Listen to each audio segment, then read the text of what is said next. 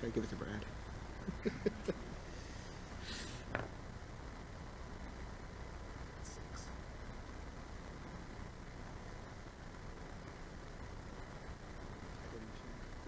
Public speakers today either, so that's good. Well, looks like we're ready. We recognize that the Hogan Administrative Center occupies the land of the Ho-Chunk people. Please take a moment to celebrate and honor this ancestral Ho-Chunk land and the sacred lands of all Indigenous peoples.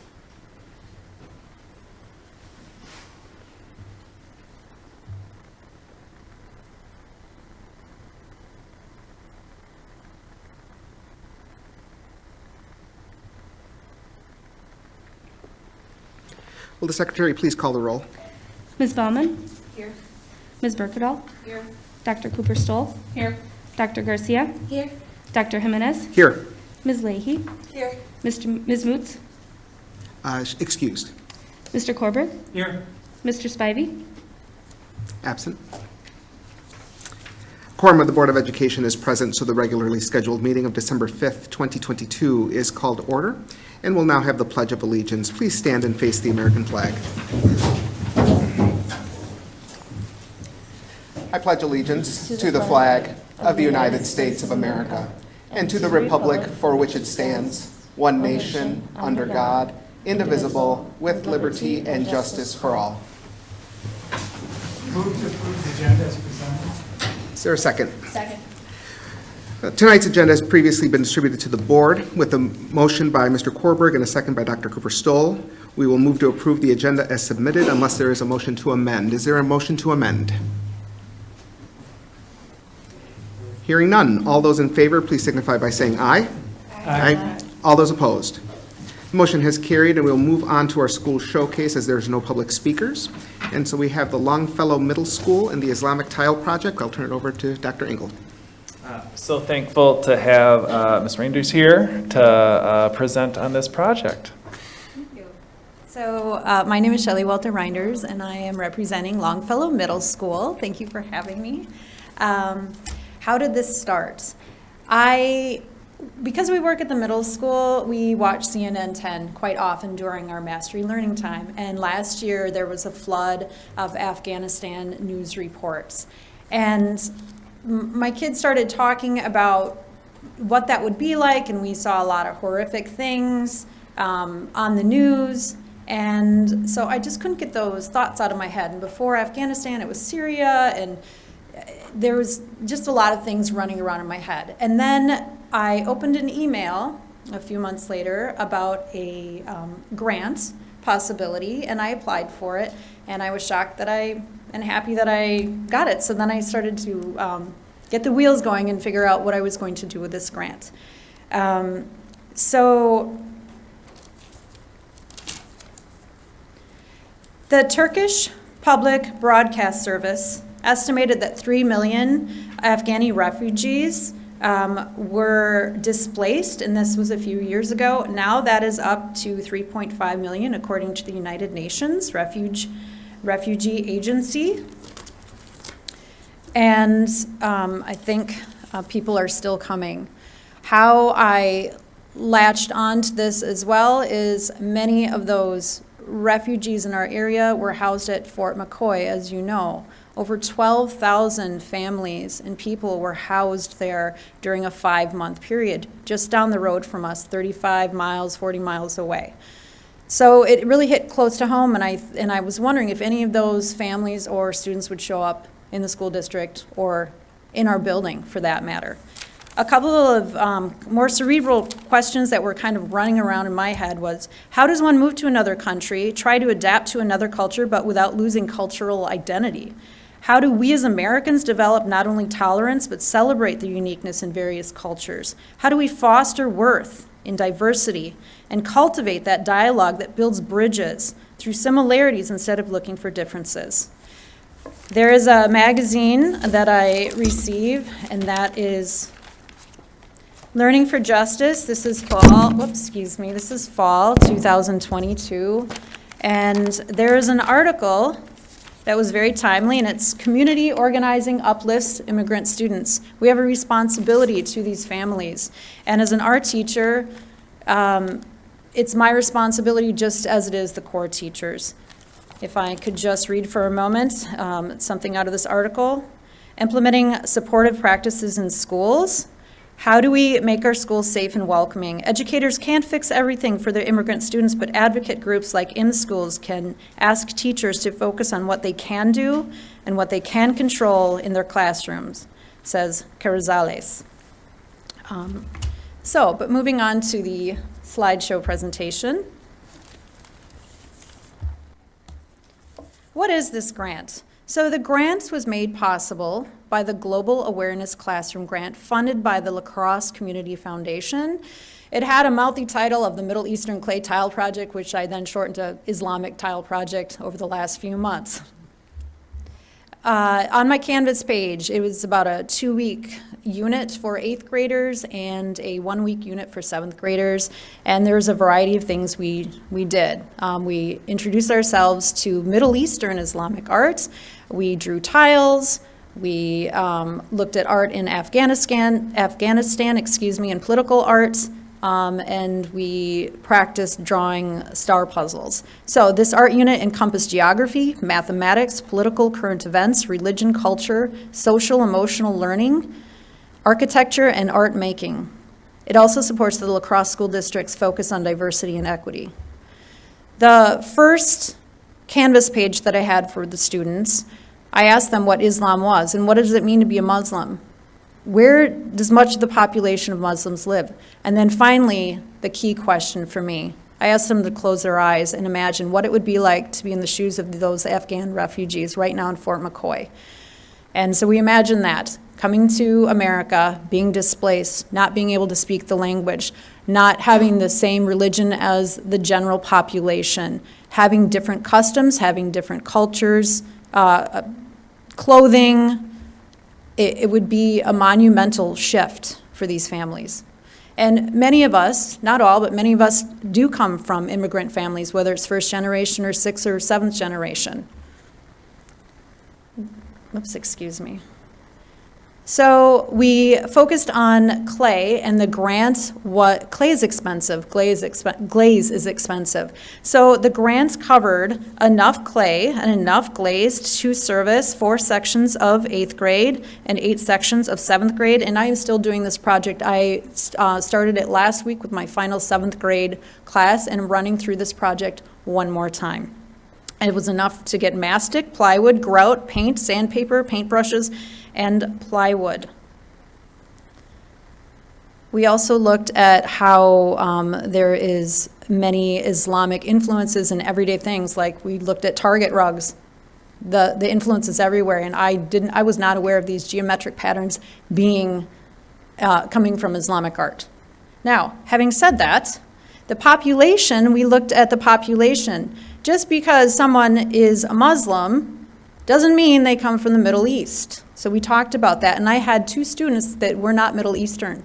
And so they went home to their families and said, Mom, Dad, whoever they spoke with, we're making these tiles, but I haven't seen this before in my culture. And my response is, yes, because you're from India or Indonesia over here. Okay, so as you can see, currently right now, 1 in 7 out of 100 people in America are Muslim. We briefly looked at these, the vocabulary, because the culture and religion is so intertwined, we cannot separate that. So I wanted to make that clear for my students. So we looked at the Quran, Arabesque, mosque, symmetry, geometry, the First Amendment, and I had my students be the teachers, because I am definitely not the expert in this. So we all kind of looked at these and explained it together, and we got in small groups, and they had to tell the rest of the class whatever their definition was and show examples. We also looked at a video of the Moroccan courtyard that was built. If you've ever been to New York City and go to the Met Museum, it's one of the most famous museums in the world. They have a Moroccan courtyard that was just built there a few years ago, and they brought in a family from Morocco to build it. And it was truly incredible. So we watched some videos on that. Now, to begin with the geometry, we started with an 8-pointed star, and we slowly worked our way up to a more complicated 8-pointed star. Stars represent the infinity of the universe or the infinity of God in Islamic culture. And we worked with the dreaded compass. Now, I had a few silver compasses, the old school ones, and my students didn't know how to use them. They had never seen them before. It's kind of like giving them a rotary phone. So I found that amusing in of itself. But we talked a little bit about angles and circumference and things like that, and we worked with rulers and compasses to create this on a grid pattern. I do not have any of the clay tiles that they carved into. I'm sorry, I forgot, I don't have that photograph, but this is an example of beautiful Islamic work, and this is in the Alhambra in Spain. So Islam is in many parts of the world, okay? Students rolled out clay and they cut a 5 by 5 inch tile. They transferred their graph paper drawing using a pencil, and then students used a relief method. We looked at relief and some different architecture and artist styles of that, and then when the clay is dried, they took their work and they learned how to load it into a kiln. Here's a student glazing the tile after it comes out. The tile's been fired once in the kiln. It's now called bisqueware. And the student is painting the tile, but really it's not paint, it's liquid glass. It's little glass sediment that when heats up into this fire, this furnace, it turns into this hardened glass, and that's what it is, liquid glass. That's what the glaze is. Okay, completed tiles. Students looked at their work, and they were kind of noticing different things as it came out. So this is when they first noticed their tiles, brightly colored. There's one student who is on the no media policy list, so that's why there's a black face there covering up for her protection. But students admire their work, their glazed work after it has been fired and put into the kiln. The grouting the tiles. So I spent 3 weeks this summer grouting, and that was a learning process because all the tiles were in different lengths, so I couldn't use the tile spacers, so it was very kind of more organic. The tiles were grouted without spacers due to irregularities of several tiles. I am grateful for our amazing custodial staff, and we have an amazing custodial staff at Longfellow Middle School. I want to give thanks to our building engineer, Matt Johnson, and Jeremy Holland for helping me figure out the size of the plywood, the type of grout, and of course my husband helped me with some of this as well. The placement and the installation on the wall. The panels are super heavy, and if they bent them at any point, the grout would crack. This is one of the 4 clay tile panels. We had many, many tiles. I decided on only doing 4 panels in this installation. It's upstairs in the rotunda because there were a lot of tiles and the plywood's expensive. It's $30 a sheet. So we did 4 to try to represent. The panels were placed vertically and close to each other for greater visual impact. Oop, is that it? No. Here's another close-up. And I accepted every single tile regardless of ability. I didn't just take the pretty ones. So students made these tiles. They are inspired by Islamic tiles and inspired by geometry. But of course, we are not from this culture. So I allowed them to create something that was geometric and symmetrical in shape. And that's how I got around that.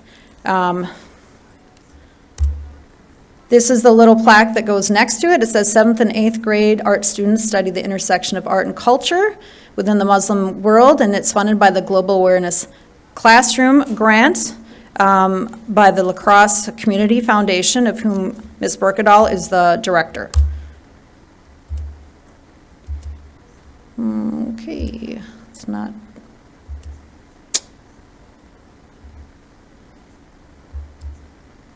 For some reason, oh, there we go.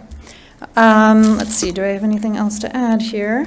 In addition to the tiles and the grout and the plywood and the paints, I also received 2 books, and students in their free time could go and create using these books, either different patterns or taking a coloring sheet to try to get used to the geometry that is involved with this project. So I would like to also thank the La Crosse Community Foundation and the program director, Ms. Berkadal, for making this opportunity happen and for being gracious about answering my questions, particularly the funding questions. Eric Boltz, former art teacher, he's my partner at Longfellow Middle School last year, for going along with my plan, and he co-taught this unit to his students. My husband Dave, not only encouraging me, but assisting me in cutting the plywood, helping me figure out the type of grout and the tools to execute this idea. And I had several students make cards. Those cards ended up in conjunction with something my daughter did completely not related to what I was doing in my classroom. She goes to Logan High School, and I cannot tell you how wonderful I personally feel like that school is. When I go in there, it's so completely welcoming. She started a clothing drive for the Afghani refugees, and it went on for 3 weeks. And I placed my cards from Longfellow Middle School that the kids had made for these families. And my husband and I and her, that's bad English, sorry, filled up a Ford Transit van full of clothing and shoes and sports equipment and my few cards, and we took it to a drop-off in Sparta for this thing. So lots of backing at Logan High School, and I truly appreciate that. So I would also like to thank you, La Crosse School Board, for allowing me to share the work that we can as teachers do in schools to serve our students, and for your continued service in the community. I know there's a lot of decisions that you make that are not always easy, and I appreciate your time and coming here. Last thing I want to say is what was my hope for this? My hope for this was that when students walk down the hall and they see this installation, that they have a greater understanding of another culture. There's a representation of another culture there. And any students that are in our building, we do have one girl currently right now who wears a hijab at school, that she has a sense of belonging at our school and a sense of welcoming.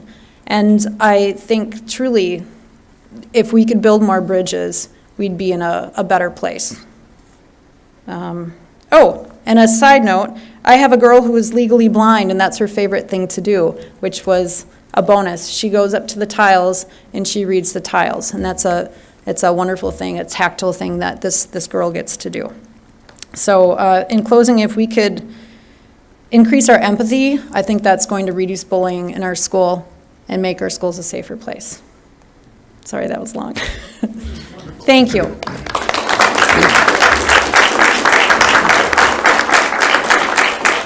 there any questions you. or comments from the board members for Shelley? I just like to say thank you for doing what you do. I mean, it's way outside the box and way above and beyond what, is expected. And I appreciate that you take the extra time and get our children to learn about a different culture, because it's, as we know, that's so important. Thank you. Thank you very much. And I have to say, I'm not alone. The teachers in my building, and I've seen it in other buildings, I'm just one person. This is what we all do. We all are doing the extra mile every day. So thank you. Thank you.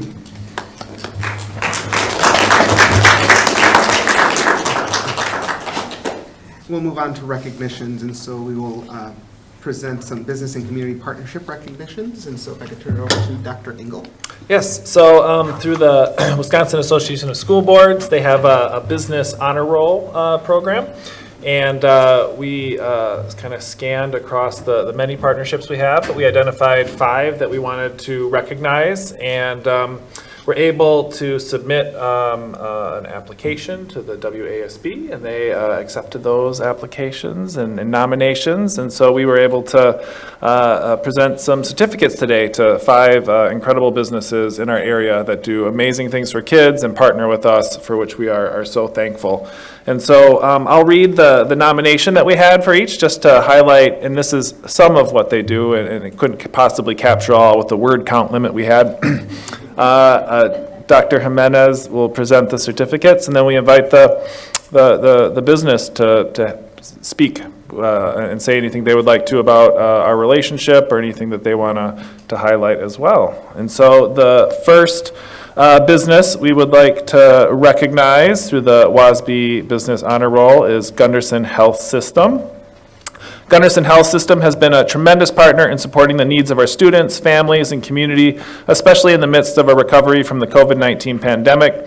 Through a federal grant, Gunderson partnered with the district to develop and implement a student and family assistance program to support student mental health. The partnership supports 2 full-time mental health professionals from Gunderson in our schools to support early mental health intervention. The program provides any student in the district up to 5 free sessions with a provider and supports a seamless transition to extended community mental health care if needed. In addition, Gunderson also sponsored and was awarded a $100,000 grant for the School District of La Crosse to create or improve therapeutic spaces in each school that can better support on-site therapy or telehealth services. Thank you.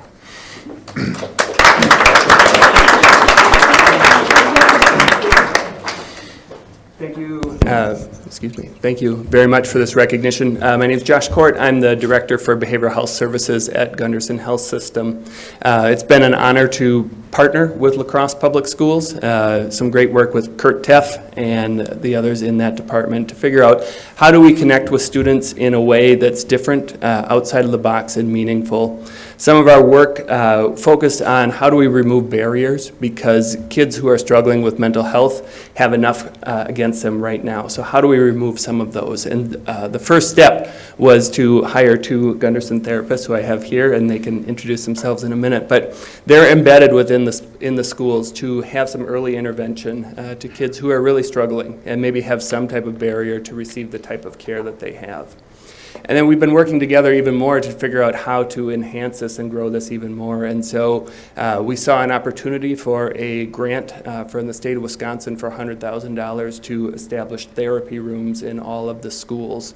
So these rooms will be able to be used by kids who can connect virtually to a therapist, a Gunderson therapist or any other therapist that they might have, so that they don't have to leave school, so that they don't have to have their parents trek across the community and find their way to an outpatient appointment, which for many parents that could be a half day out of their busy work schedule to try to do that. So we're just excited for continued partnership. We've appreciated the work that we've done and the partnerships that we've had here to really think outside of the box and just to remove some barriers to some kids and families who really need services. So I just want to introduce a couple people, and they can say a little bit, and then we'll continue on. But this is Tara and Barbara.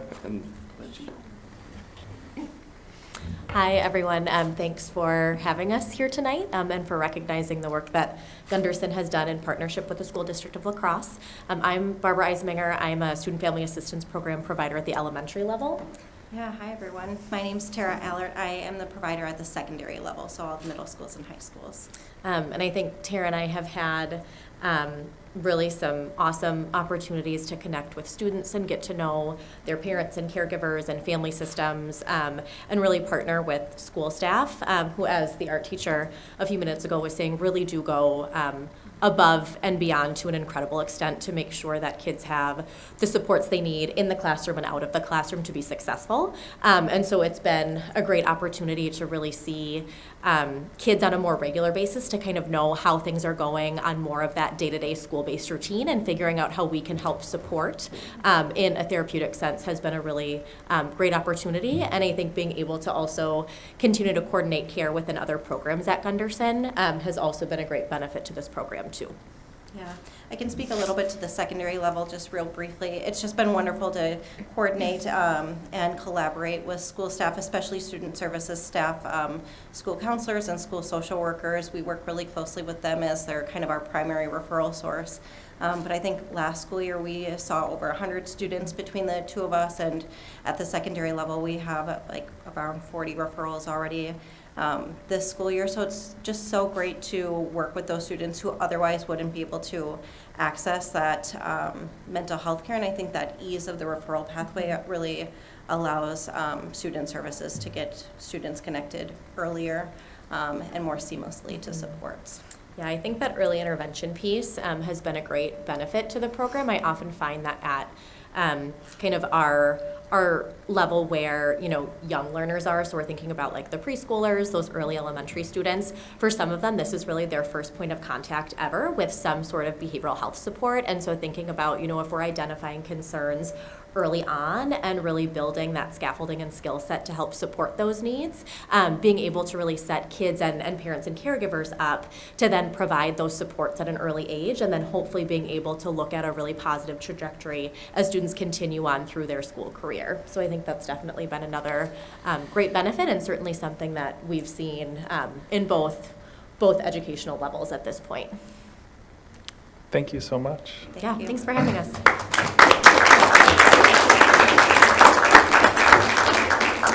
Next, we'd like to recognize Inland. Inland Printing has partnered with the School District of La Crosse in multiple ways, including being a strong supporter and partner of the La Crosse Engineering Academy, offering tours to our middle and high school students, and volunteering to serve as guest speakers and presenters for numerous classrooms. Inland has provided donations that continue to strengthen our programming and accessibility to high-quality industry opportunities. Most recently, Inland Printing has become a youth apprenticeship employer, which allows high school students the opportunity to learn on-site with a business as they seek continued learning experiences within their chosen pathways. Thank you, appreciate it. Mike Skra, I'm the VP of Ops and Human Resources at Inland. I would say over the last number of years, we've really made an effort to try to strengthen the relationship, especially with the middle school and high school students. Manufacturing doesn't always have the best light, especially with our youth, right? And I think getting them into our facilities, seeing what we do, the technology we use, how clean it is, and really giving them exposure has been very important. And so the tours have been great. Britta Rotering, who we've partnered with, she's been fantastic and been a great partner. We've placed 3 students in the youth apprenticeship program just in 22, and we plan to continue doing that. We just have 2 starting here in the last, I would say, few weeks. So it's been a great program. Again, appreciate the recognition and look forward to continuing the partnership. Thank you so much.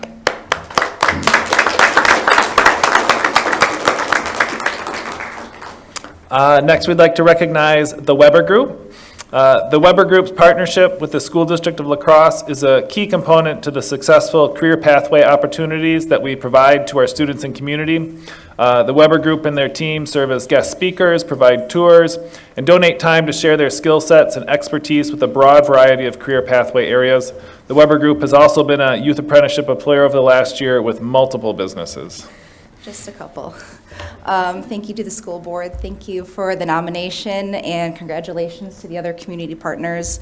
It's been a really humbling and selfish experience to be part of this on our end. We're always looking for ways to invest in our future, and as not only our company grows, the community grows, and it's been really important for us to be engaged with the youth, and I will second the compliment on Britta. Our relationship with her has been awesome. I think we've got a budding pastry chef in the works because of it, which is really fantastic. But it's been a year full of challenges, not only in the hospitality industry, but the healthcare industry as well. And so as we can continue to look for partnerships and see really where the youth can help us grow and prosper and really fill out our missions, we're looking to build legacies as well. And so we're proud to be part of this community, and we're proud of this honor. So thank you so much. Thank you.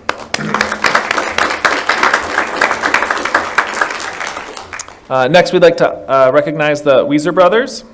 Weiser Brothers have partnered with the School District of La Crosse to provide leadership, instruction, and a vital connection to the construction industry in our school district. The Weiser Brothers team members have also donated time to assist in high school technology education programming, have presented to students, and have committed to partnering with the School District of La Crosse and continuing opportunities to support curricular experiences. Hi there. I just want to thank you on behalf of Weiser Brothers for the nomination. And again, my name is Mark Jennings. I'm Vice President of Field Operations at Weiser Brothers. And this is Adam Weiser. He's in charge of all scheduling and dispatching of all our field crews. And again, I've heard Britta's name a couple times already. I'm going to mention her again. She had asked us to come and tour, I think it was 4 or 5 of the schools in the school district of La Crosse to see the wood shop, the welding shops, and the automotive shops. And personally, I was really impressed. We went to one, and they even had masonry blocks getting laid up with trowels. And in the construction industry, the troweling trades are in real need of youth to enter that. And it was just great to see that was being taught. And we were also at one, they were actually out on a house project. So we were invited to go out and see the progress that they were doing on the house. And they spoke of how the juniors work on it one year and the seniors come back for another class and work on it the second year to do some of the more involved, like the finish carpentry, and the juniors get it roughed in. So it was just nice to see that whole process.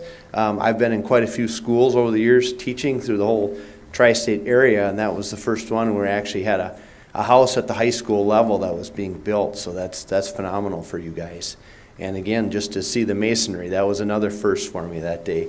I think we hit all 5 of them in the course of one morning. We just stopped to all of them. And when we were done that day, one of the longtime shop teachers from one of the schools actually asked us if he could come out to visit some of our job sites. So we got together another day, and him and I rode around in the pickup to 4 different job sites just in the La Crosse area. And it was really rewarding that he showed that much interest in what we're doing out on the sites, actually in a construction career, so he could take it back to his students and help tailor their wishes to what they want to get into. So right now there's a huge need, as in almost any job market, but obviously the construction trades and craft labor, we need as much help from you guys as a partnership to encourage these kids to try it, or at least if it's just grabbing that trowel or that hammer, and hopefully they like it and willing to continue on.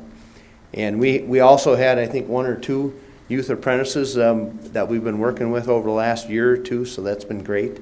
The one would come over to a site that I was working on after school for an hour or 2 a day just to try it. So great work, you guys, and I appreciate your nomination recognition for us. Thank you.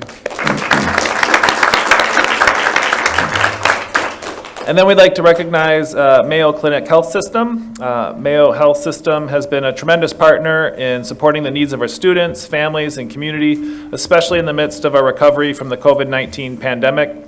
Mayo was our first local health system to partner with the district on offering on-site mental health services to students.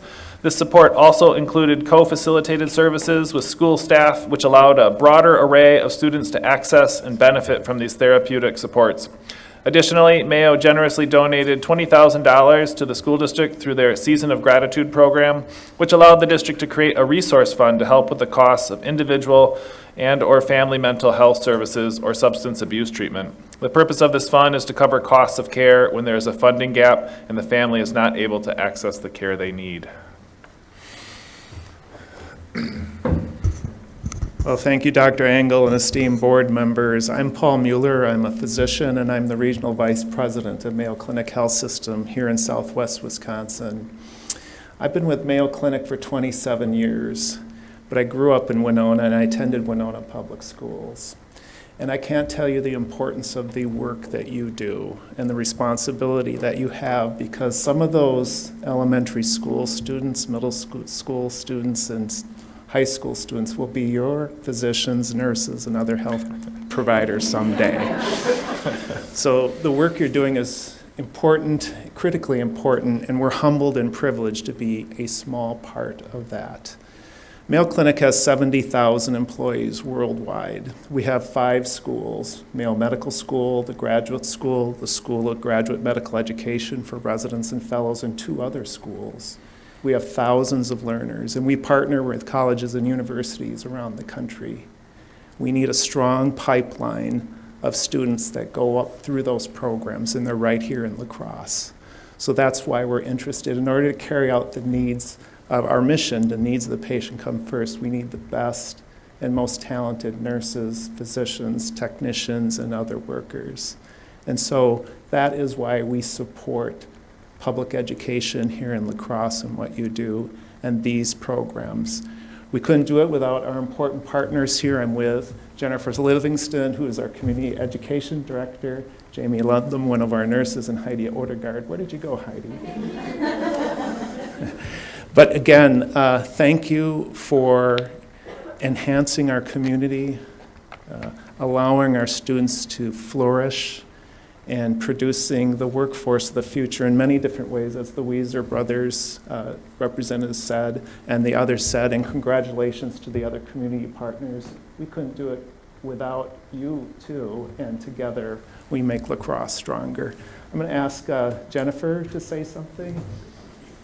I told him I wasn't going to say anything, and then you guys all know me, so of course I am going to say something. But I just wanted to tell you how it's fun. It's so exciting to be in the job that I am now, coming from being a mom of 4 school district of La Crosse students, because I'm at the very other side of watching something come together. So my oldest daughter, who's now in college, went through the Health Science Academy. And now I work for a place that supports the Health Science Academy. And I have 2 students at Lincoln Middle School, and our school that we adopt is Lincoln Middle School. And so when we're raising food for their harvest meal so that students who wouldn't have an opportunity to have Thanksgiving meals can have one, and I can see the kids that my kids are friends with have an opportunity to have a meal, it's so wonderful to be a part of a place that makes that happen. And so, yeah, we donated $20,000 that was needed in mental health, and to hear, the work that's being done there. But I also love the little stories of things that are happening in our communities every day. And so thank you for letting us be a part of it and for recognizing us along with all these community partners.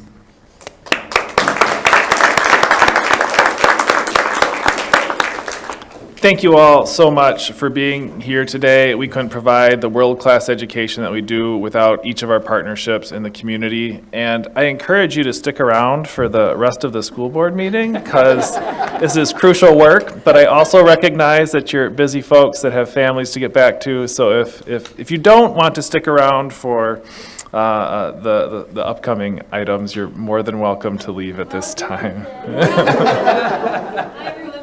Thank you, everybody.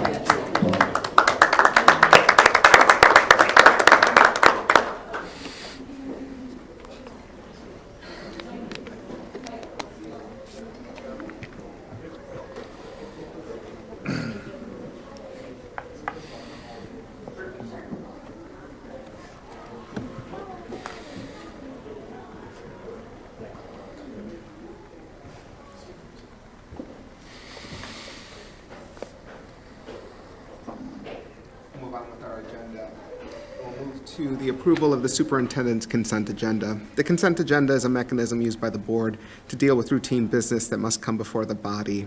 Are there any items that the members want to remove from the consent agenda? I'll make a motion to approve the items on the superintendent's consent agenda as presented.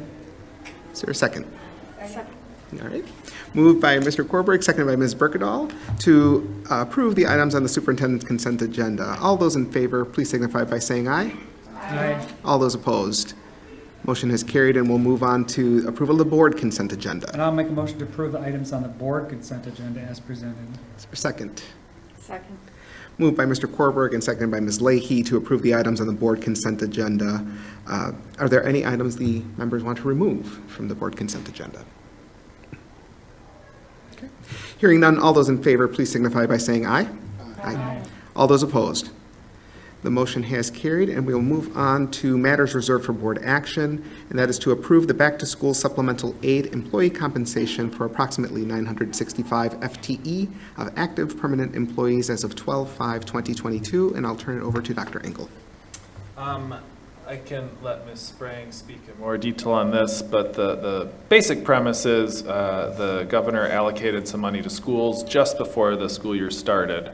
And there was a bit of time between when money is allocated and they tell us what we can spend it on. And so once we learned what we could spend it on, we wanted to bring forward a proposal to the school board. We talked about it in our workshop, and now Ms. Sprang has some details on its execution. So we will probably be giving a certain amount to full-time equivalency of employees and a little bit less to anyone under full-time equivalency. However, we hope to have that after your approval dispersed on the December 24th pay period. What are the amounts that we're looking at? We're looking at $500 for full-time and $400 for our part-time. Any questions or comments from the board? So it's a one-time bonus? It is, it is. It's this opportunity that you have that we said if we had other funds available, that the board would consider compensation for the employees, and that is allowable under this grant. We wish it could be ongoing compensation, but it is one-time funds, and so, this money is going to show up once, and so, we heard the board in our compensation process indicate that, if we had more money to give, we would, and this is an opportunity to do so. It's exciting. Yes. Yeah, I'm glad that we are able to do something, and we did say we wanted to find a way to provide some compensation, and I'm glad that we are able to do that. So, is there a motion? Motion, second. Okay, so I'm going to assume that the motion is to approve the back-to-school supplemental aid employee compensation for approximately 965 FTE of active permanent employees as of 12/5/22, which was moved by Ms. Berkedahl and seconded by Mr. Spivey. All right, then we will move, unless there's any other discussion, we could move to a vote. Okay. Hearing none, all those in favor, please signify by saying aye. Aye. All those opposed? Any abstentions? I'll abstain. Thank you very much, Mr. Korberg. And we will move on to the policy approval, first reading OE5, financial planning. I'll turn it over to Dr. Engel. Ms. Sprang, in reviewing our monitoring process, identified an item in the board policy that in our own administrative policy is also a little bit confusing, and so we just wanted to make that clarification so that when we're monitoring in future years, it is clear what the board's expectation is and what we're supposed to be addressing. And so that is the reason for the indicated change. Anything else, Ms. Sprang? No, this will allow us to then change it in the monitoring report also. Dr. Garcia. I had a question about the wording. Should it say no less than 15 to 20%? So at the bolded part right above, the superintendent may not present for a board approval a budget that provides for an anticipated year-end unassigned fund balance of less than 15%. So yeah, it's covered in that bold statement. Gotcha. It's kind of weird, the wording. So other questions? The one question. Motion to grant the first reading for policy approval to OE5 financial planning. Okay. Moved by Mr. Korberg and seconded by Mr. Spivey to approve, now I just lost, there we go, to grant first reading for policy approval to OE5 financial planning. Just one more question that I have, Ms. Sprang, on this is, I'm wondering if there's a need to have 15 to 20%. Could it just read, provides for an anticipated year-end unassigned fund balance of less than 15%? Is it seems to me that that's really the key here, is that we should not have an unassigned fund balance of less than 15%, and that within our procedures, that would be the target that the district aims for, is between 15 and 20. So I don't know if that makes sense. If it does not make sense, your thoughts on that? Well, 15 to 20% is what will help us cover our payroll until we receive tax money. So, and depending on the size of our payroll, it might be closer to 20% than 15. And that was, I believe Mr. Korberg was on the Finance Committee years ago when we came up with that. So we certainly could look at that again and see if we want to change that from 15% to 20%, or just leave it at 15% and not go below. Yeah, well, so that's certainly open for discussion. Okay. With your knowledge, Mr. Korberg, what do you think? I think we wanted a range because it gave some flexibility, because you may have something come up And one year you can go higher, and one year you're not maybe able to. Sure. And so that was our discussion at that time. This is, 4 or 5 years ago. Sure. I'm recalling that we wanted the flexibility to allow to have that in there. Okay, good to know. All right, so that was the only question I had. And any other comments or suggestions? Hearing none, then we can move to a vote. All those in favor, please signify by saying aye. Aye. All those opposed. The motion has carried, and we can move on to 6.03, the approval of the certification and summary statement of the Board of Canvassers for the November 8, 2022 referendum election. Dr. Engel? This is standard required practice by state law, and so that's why it's brought forward to the board. It's the final wrap-up of the election. Any comments, questions, thoughts? I just want to say I wasn't able to be there because I was out of town, but I want to publicly thank Gail Korberg and Carla Stanek for them being canvassers. Wonderful. Thank you very much. All right, and can I have a motion then to approve? I make a motion to approve the certification and summary statement of the Board of Canvassers for the November 8, 2022 referendum election as presented. Is there a second? I'll second. All right. Moved by Dr. Cooper-Stoll, seconded by Dr. Garcia to approve the certification and summary statement of the Board of Canvassers for the November 8th, 2022 referendum election as presented. All those in favor, please signify by saying aye. Aye. All those opposed? The motion has carried. We'll move on to the information items. Results monitoring report R2.2, academic performance. Dr. Engel. Monitoring is a function of the coherent governance process where the board has established their policies, and we develop monitoring reports to ensure that we're meeting your expectations. And Dr. Lahucky is here to report on R2.2. Good evening. Results policy 2.2 is apply critical thinking and problem-solving skills. The indicator for this is we use the Wisconsin Forward exam or Wisconsin Student Assessment System exams in some creative ways, I would say, for critical and problem-solving skills.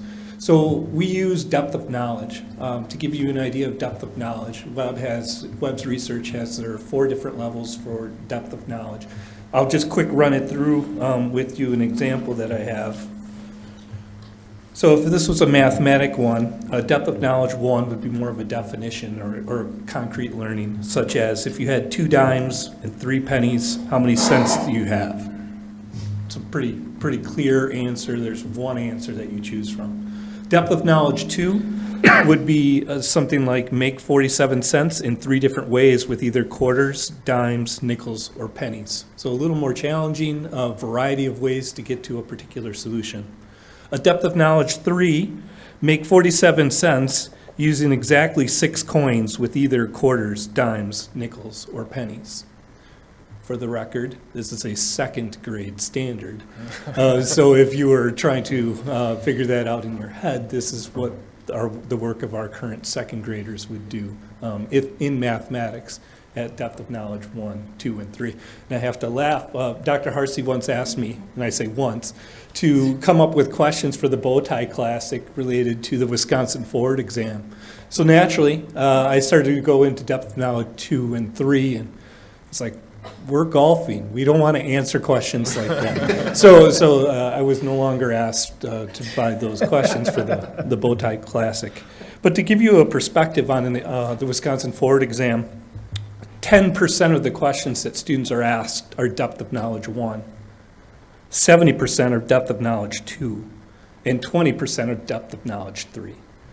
So one of the things that we work with the teachers on is the rigor, and it is a consistent rigor. Like, how do we keep moving beyond what a smartphone can give us for an answer with depth of knowledge? So level 3, to give you an idea, I looked at one grade level. It varies a little bit from grade to grade. So in grade 3, there are 35 questions. So 7 of them were depth of knowledge 3. So these are the 7 questions, or for different grade levels, it might be more than 7 or less than 7, but to give you an idea, that's reported on for the different content areas of ELA, science, and math. Social studies is something we'll work on for an upcoming year. This data isn't really easy to get from the state. We dive into the raw data file that we get. It doesn't go through our systems like EduClimber or Skyward, so you see more of an aggregate. Things aren't broken down right now.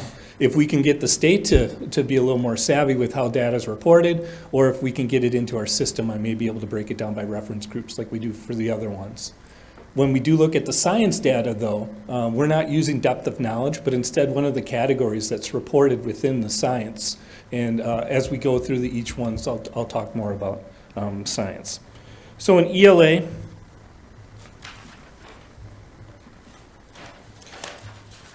I've referred to the four-year trend that we have, 2018-19. Once again, that was our last, I would call it, normal assessment year.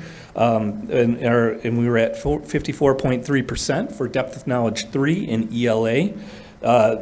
Saw a bounce back or a decline to 51.9 and another decline to 47.6. So we did have a drop in ELA. I don't have a state estimate. I'm not able to do a state comparison on that, so I can't really answer that question of, is this typical across the state? It's just not reported that way. We get more of a zoomed out score. For mathematics, in 2018-19, we're at 43.9%. Saw the pandemic drop to 39.1, and then an increase to 41.3. Once again, I don't have state comparisons to look at, but you can see the different grade levels for their progress over the last few years. All grade levels increased except for 8th grade in math. And then science. I've reported results policy 2 already. 2.1 was more of the content areas, and science was an area that we had, I would say, the biggest drop off in the district when it comes to student outcomes. This was also reflected in depth of knowledge 3 questions in science, 54.2%, and we're currently at 45.5%. That answered correctly. For science, for other grade levels, for other assessments for Wisconsin, we used the ACT Aspire and the ACT. For those, we don't have depth of knowledge. I just don't have access to that information, but I do have a category that's related to it, which would be ready and exceeding for this category. Scientific investigation, evaluation of models, inferences, and experimental results, which I think lines up pretty well with what we're trying to do for measuring critical thinking and problem-solving skills. So for our 9th and 10th graders that take the ACT Aspire, you can see that we had a pretty nice rebound. In fact, in 2021-22, we've surpassed where we were pre-pandemic. We'd love to see that trend continue going forward. Conversely, with our 11th grade students, we did see a drop from our 2020, 29.9. And you may wonder, why do we have an assessment score for 2019-20 where we don't for the others? The ACT is taken in February, and if you remember that year, it was March when schools were closed. So we do have the ACT data for that year, so that historical record exists. Because it's through the ACT and through a category, I am able to break that down by the different reference groups like you're used to seeing as well. And you can see we do have those gaps that persist in this assessment.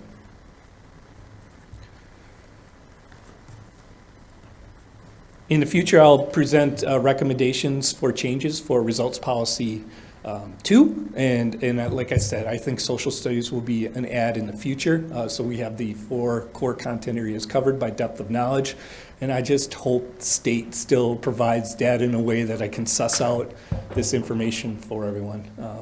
I hope so. So, do you have any questions about results policy 2.2?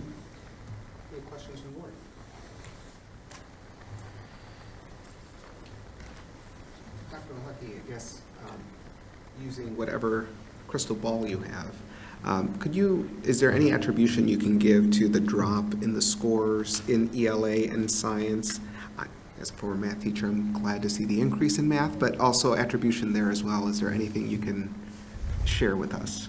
Well, I would say, when we're looking at 5 or 6 or 7 questions, how are those questions worded? And without that state comparison, as I mentioned, it's tricky because our state might have dropped more than that. I just don't have a comparison with the raw data file that I get. I don't get to see how other schools do for either the categories or for that. I just see aggregates for the other districts. So it's hard to say. What I am encouraged about in science, the question is, when you have data, what are you going to do about it, right? And so for science, I would say that our leaders in our standards-based grading at our secondary, some of the things they're doing are outstanding. So being able to identify those core standards, those NGSS standards, in designing instruction that leads to better student outcome on those essential standards will pay off, I believe. And they are doing wonderful work at our secondary in science in particular. Yeah, I mean, we see in the news that, there's this laser-like focus on student scores dropping after the pandemic. And I think it's important for us to at least have that question asked and then hearing, your feedback on how we are working to improve that. So I'm glad to hear that and would expect that we have a plan in place to work on those. So thank you very much for that. Other comments or questions? Hearing none, are there any concerns from the board members about making reasonable progress so far in R2.2? I'm hearing nothing, so, okay. Then we'll move on to Results Monitoring Report R2, so the full R2 on academic performance. And I'm turning it over to Dr. Engel. I'm assuming Dr. Lahucky will share again. Yeah, probably briefly, as we've seen this over the last year, but Dr. Lahucky. Point taken. So result policy 2, this is information that you have seen before in different presentations along the way, including 2.2 today. Just a quick summary, just for those that maybe this is their only time they're seeing a school board meeting. When we look at our data over the last few years, what an interesting time. 2018-19, more of a typical year of assessment. 2019 and 20, most assessments were canceled. 21-22, we had just come back into a face-to-face environment. One of the first things we did was we give you a standardized test. And then last year, the results that are reported now are more typical, and we're on that pandemic recovery aspect of it. So it's a really interesting time. We've never had a time like this where our data has so many external factors that pollute it a little bit. It's noisy. So I appreciate you recognizing that as the data is presented. Well, with that being said, you have seen our 2.1 and 2.2. Our 2.3, I would be remiss, with all our business partners, there was a common theme that you heard in the Redefining Ready data, making that connection of those internships, those youth apprenticeships. The work of Dr. Rotering in our district will definitely have a positive impact on our students being college and career ready. So I'm really excited to share that data with you in June. Celebrate a little bit. And I would just say, I know there's been lots of conversation about making progress, especially in light of the pandemic. We set reasonable goals, though, and we did not always meet those. And so it's reasonable from my perspective if the board wants to indicate, with exceptions noted, and just indicate, in that board statement why that's the case. And so certainly not something that we're unappreciative of. Absolutely. Yeah, I think the board's work must be to be accurate in how we represent the certification of these results monitoring policies. So any questions or comments from the board members?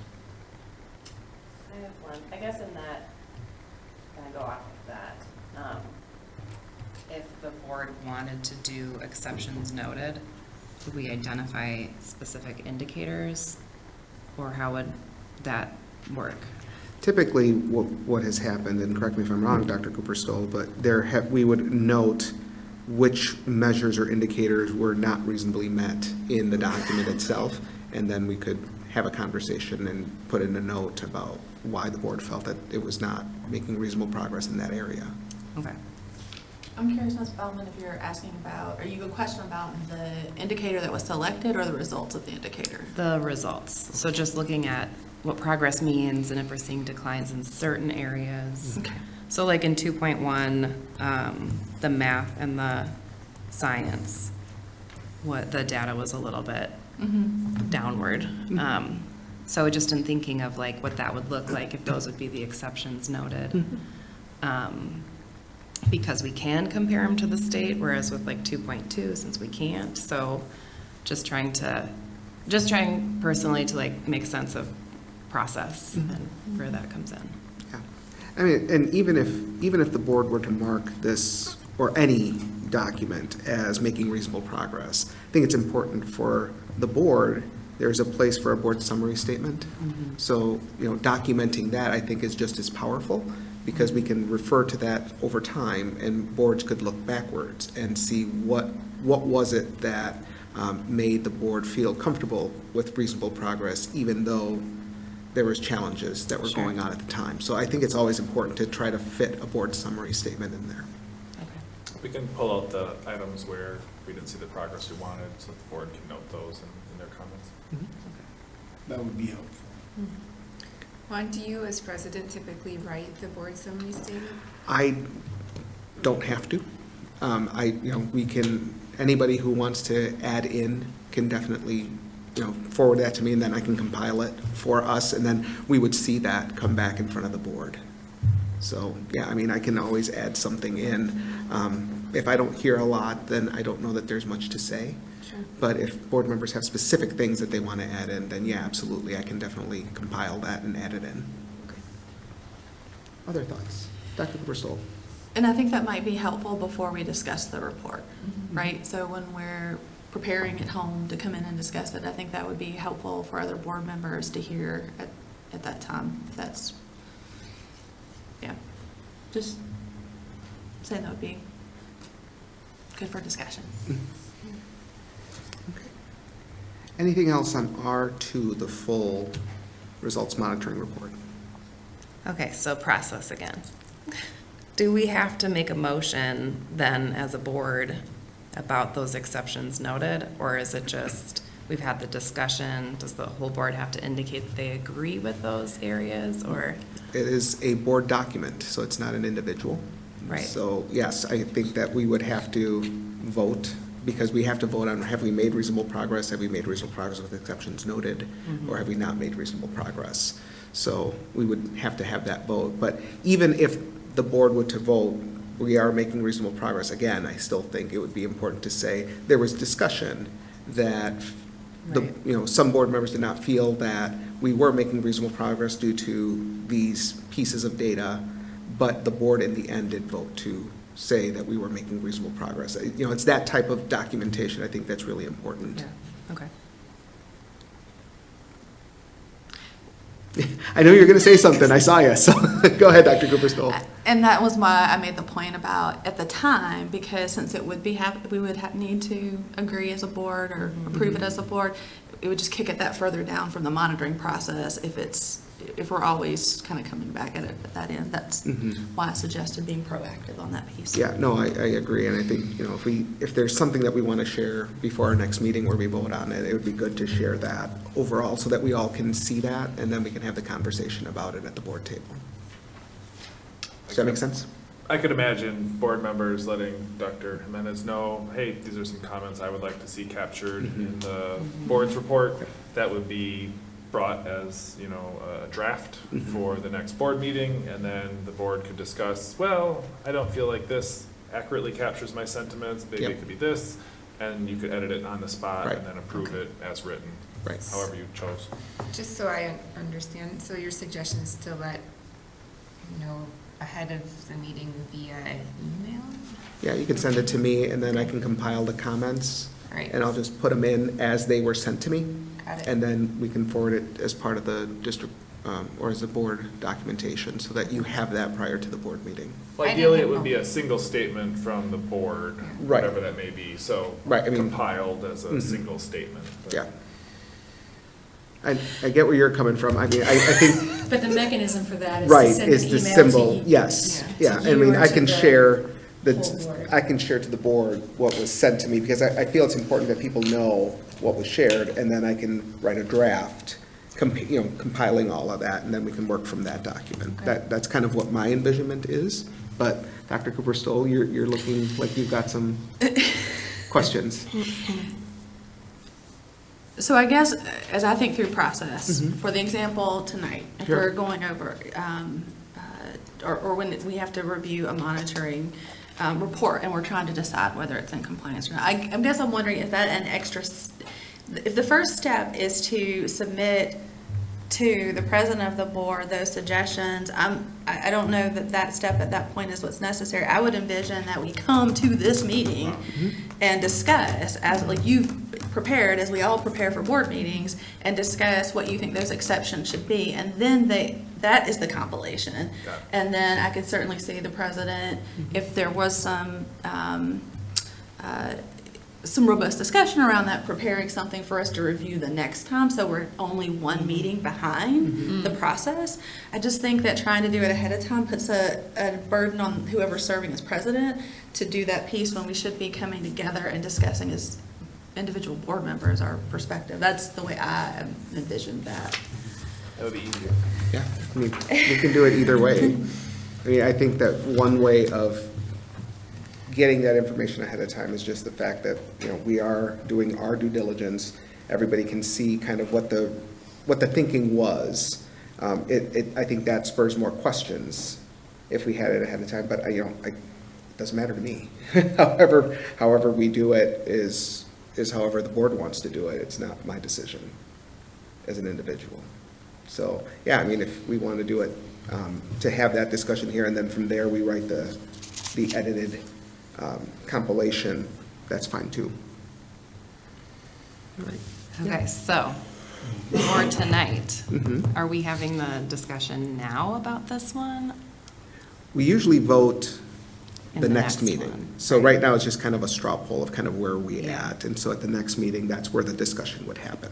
But is this where you would gather the information you'd use in the board summary statement? Okay. Yeah, I mean, we can also gather it from the next meeting too, right? So to kind of to understand where I was coming from, it's like we've had some conversations, some discussions, some questions here that may lead board members to think, I don't feel like this is making reasonable progress. And so here's my rationale as to where I feel like this is not. And sharing that with the board ahead of time in one document we could have that edited statement ahead of the next board meeting where we actually vote, and we could include it or edit it while it's there. Okay. But I also, hear Dr. Cooper-Stoll saying, there may be more conversation at that next meeting, and that could also gather more data. And from that discussion, we could then create that statement to then share at the third board meeting of, right? Am I following you? Okay, Because so- we'd be one meeting behind, so that'd be the third time we would discuss the monitoring report. Okay, so it comes first as an information item. Yes. And you're taking the straw poll. Yep. Of how people feel. To me, that's the time that someone should say, the administration has put this forward and says it's in compliance. Correct. However, as a board member, I feel that, I think that there should be some exceptions noted. Yep. That should be, in my opinion, at this meeting, at the information meeting. And so when we come for the vote, there is that period, as you're saying, in between, where the board members can consider those exceptions. And then when we have to come forward to make the vote, that we would have to come to, what the majority Agreement. vote was Right. on those exceptions. That is the way that I would perceive it working the smoothest, but I'm open to what other folks think of that. So again, I mean, you and I are on the exact same page in terms of, this is the meeting where we should be saying, no, I don't feel like we're in compliance, or no, I don't feel that we are making reasonable progress. That has to happen here, because otherwise, we might walk out of here thinking, okay, everything's fine, right? So we have to at least share that in the straw poll. And Right? it is not to Yeah. say, That we yes, can't change our mind. that you cannot change your mind in the next Right. 2 weeks, of course. Exactly. But it would be better to be proactive on the front end to give other board members time to think about whether or not they want to support the motion in order to make Exactly. that exception. And it also, I think, would be helpful for the administration to potentially, if there's something else to share, they could potentially share that at the next meeting that would help maybe make the change from feeling like we're not making reasonable progress to making reasonable progress. So I think it's a very important piece here about the straw poll to say, even if you're the only one, I do not feel we're making reasonable progress. And Okay, so then the motion to note exceptions would occur at the next yeah, meeting, when we usually vote, after the correct. straw poll. Yes. Got it. And I think, yeah, I'll have to think about the voting process for that. So it would be whatever motion comes before the board first, right? So if somebody were to say, I'd like to make a motion that we are not making reasonable progress in R2, and there's a second, then that's the vote we discuss first. If somebody were to say, I vote that we are making reasonable progress, and there's a second, then that's the vote that we take first. So, you know, there might be a lot of voting going on in those situations, and that's okay, because that would be my role, is to try to help navigate that and make sure everybody understands where are we at, and what are we voting on, and what's next, and what, and how. And if you have questions on parliamentary procedure, that is also my role to help you, so ask the questions, so that I can try to give you that feedback and help you navigate. So like if you feel like I want to make a motion that, no, we're not making, how do we make that happen? Then I should be able to explain that to you. Okay. Yeah. I want One to more say thing. just one more thing about this, is that with coherent governance, the superintendent is allowed latitude in terms of making the decision about what that reason, it has the ability to make that decision with regards to what reasonable means. So I would just ask that the board member certainly can disagree with that, but there should be a sound argument to be made as to why there is that particular disagreement as board members think about bringing exceptions forward. That's all. Yeah, absolutely. Okay. Anything else in R2? All right, then we will move on to R3, involved citizenship, and Dr. Engel and Dr. Lahaki. All right. Dr. Lahaki. All right, results policy 3. So we feel your pain and angst in trying to navigate reasonable progress. I did reach out to Randy and Linda, who lead the Aspen group that have done our training for coherent governance. They're like, good question. We're getting this from everybody post-pandemic because nationally we're seeing, some dips and some variability to assessments, and boards across the country are struggling with the same question that you all are. And so I said, well, what's the answer? And of course, in typical fashion, right, it's like, well, you're going to have to figure that out yourselves. As a board, you'll have to figure that out. Did give some suggestions, though. So when I go through the different results policies, there's some language changes that are intentional to help draw a more clear line so you can have that decision as a board more clear. So we'll see how it goes. So results policy 3.1, understand and exercise the rights and responsibilities of citizenship in our democratic society. So indicator 1 is just like I presented with results policy 2.2, in that there's a category with Wisconsin Forward directly related to this topic. So continuing on with that civic responsibility strand with the Wisconsin Forward. And in the word change that's highlighted is an attempt to try to provide that clarity. So it will demonstrate reasonable achievement or growth. And the indicator 2 is student voter registration. So that's the one that we've had before. The language here is favorably reflect overall voting trends. As I discussed before, this one's tricky because every year there's a different energy behind and an interest in voter turnout. If it's a mid-year or it's a presidential election year, we expect voter turnout to be higher in those years. So this indicator is to say that when we break down the registered student voters that we have and compare it to a national indicator, we see favorable voter output. So if it's a down year overall as a nation, we'd still have an opportunity to see how our 18-year-olds that are still in our school registered to vote with the county. The other change is the proposed month of presentation. The data is available at different times of the year. So it's impossible to be timely with both when we have October and then May.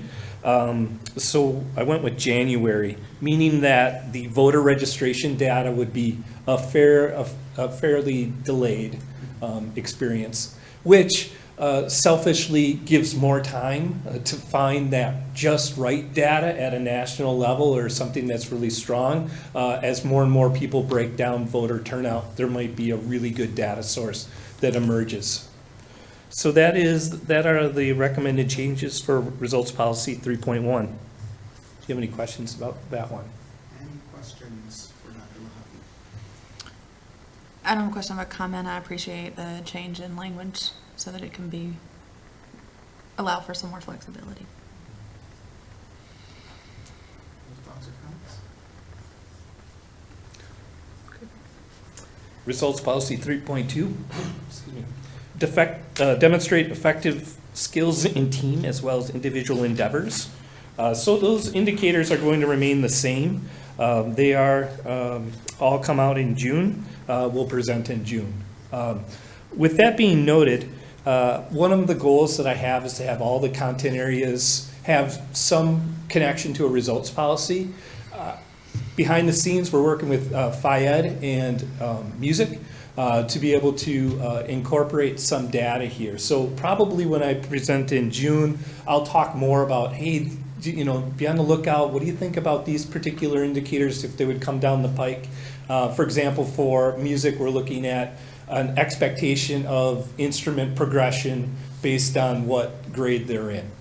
So there's some rubrics and things that we can use with that. Still work in progress, but that gives you a sense of where this may go for music and FIED going forward.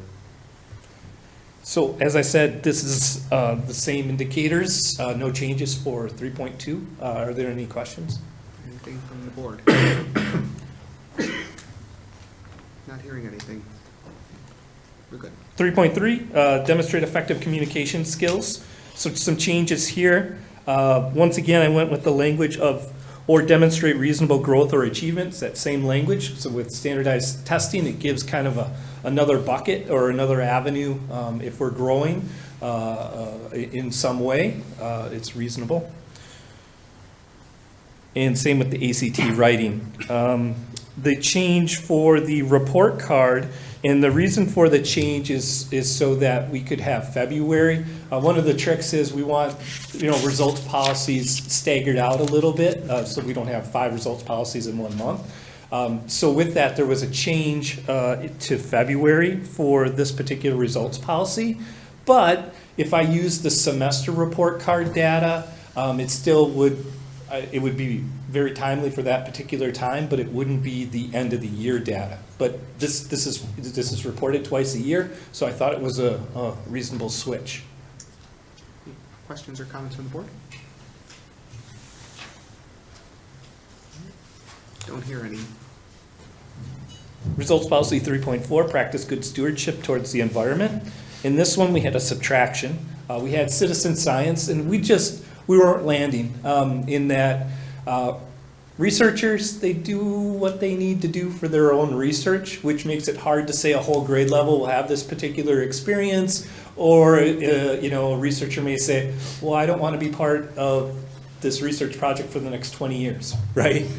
So for those reasons, citizen science, I'll still note those activities within the environmental action logs and highlight those particular ones. With that being said, 2 other avenues that we're exploring this month in particular, so we have meetings set up with Crosse and also WISCORP, in that we have some students' experiences with those organizations. And what we want to do then is to measure the learning outcome from those experiences at those 2 places. So more to come on that one, probably talk about that when I do present it later in the year. But for this particular year, 3.4 would just have the 1 indicator while those 2 are being developed. Any questions from the board? Is there I I'm in agreement with this, and then my other question, and I don't know in terms of coherent governance if it matters if we have one indicator versus two in certain areas or whatever, but did you all consider like some sort of overarching like indicator that can kind of, I guess, combine the things that you're talking about and maybe some other activities or whatever that's happening across the district? It's hard. This is a hard one with the language of practice. Yeah. So other ones I can measure by, let's say, an assessment or some sort of outcome. Practice is participation in some way, but we want it more than just participation. We want the application going forward. That's what we're working with GROW and WISCOR on. Sure, they have this great academic experience with them. How does it then translate into student learning in our curriculum? That's kind of the discussions that we're having right now to be able to do that. The citizen science, I think, was ambitious, but I mentioned the limitations of that particular indicator. It's hard to just increase something like that. And I think with activity logs, it allows us to catalog all the things that kids are doing, and it can be more encompassing as a result. Yeah. Agreed. Okay. Sounds good. Results policy 3.5 and 3.6 are somewhat similar in the indicators. We have social studies and ELA that have an academic experience with a rubric that we then break apart that element of the rubric to be able to show student learning directly related to results policy 3.5. If you remember when I first presented the data, the challenge we ran into is, okay, we're building the ship as we go, like I said with Phi-Ed, and it was all that behind the scenes work.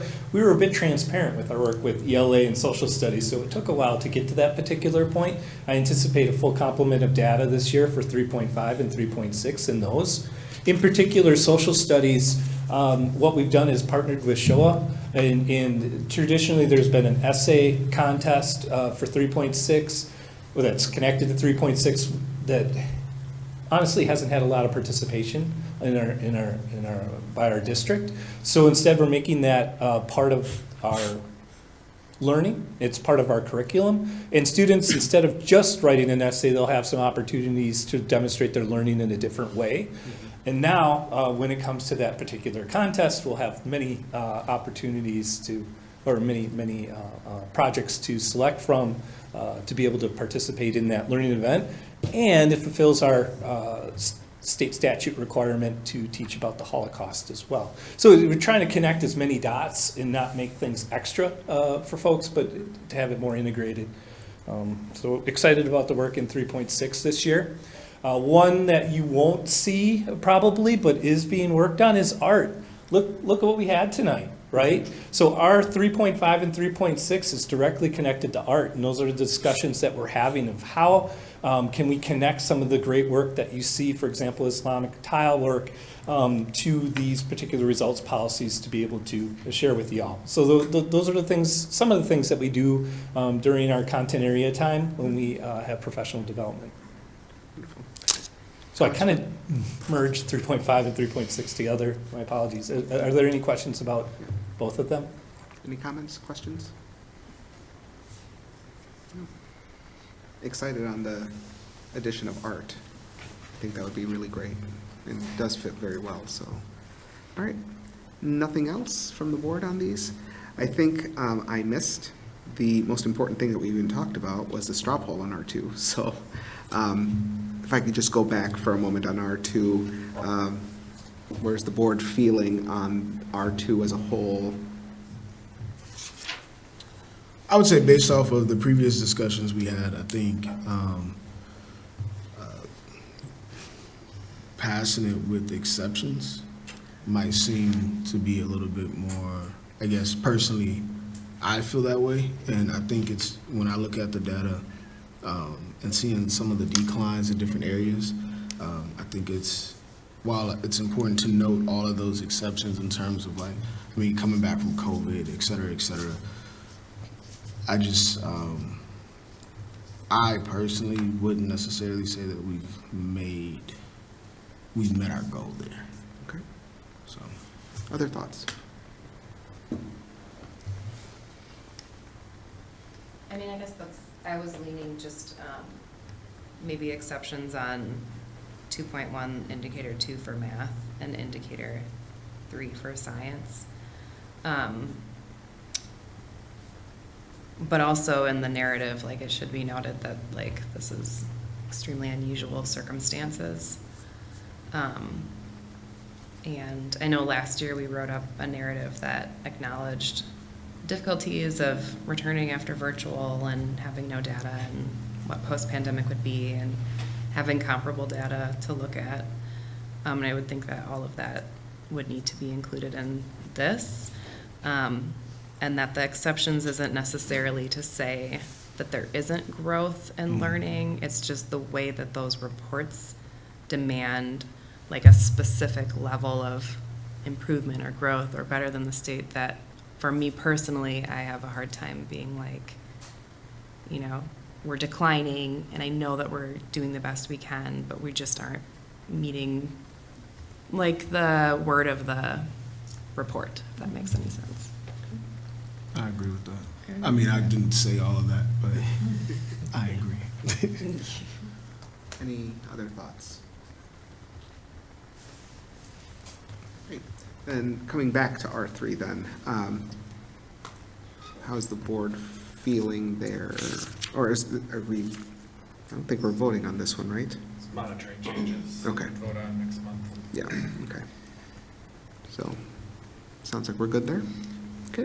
Now let's move on to 704, Operation Expectation Monitoring Report, OE5 Financial Planning. Dr. Lahucky, thank you very much. I thought I was up again. I'm sure Ms. Sprang will let you present in her place, but monitoring report, proposed changes for OE5, Ms. Sprang. Right, so both of the changes have to do with changing the policy itself. On page OE5, the financial planning, number 9, changing that to 15% to 20%. And also then on the last part on OE 5.9, also changing that wording there. Nothing has changed with the evidence that was presented to you earlier.